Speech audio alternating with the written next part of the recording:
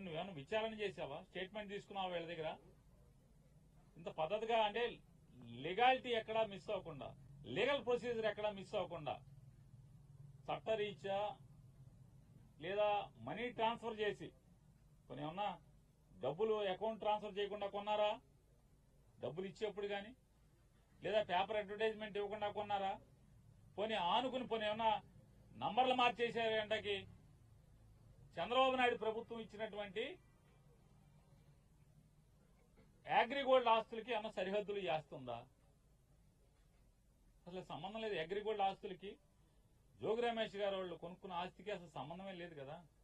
లేని పరిస్థితుల్లో ఇవాళ సిఐడితో అదే ఆగస్టు 2వ తారీఖు ఒక కేసు కట్టించి, ఏసీబీతో ఒక కేసు కట్టించి విచారణకు కూడా కనీసం పిలవకుండా ఏం జరిగింది, నువ్వేం చేశావు, నీ పాత్ర ఏంటనే విచారణ కూడా చేయకుండా జోగి రమేష్ గట్టిగా మాట్లాడాడు, గట్టిగా తిరగబడ్డాడు.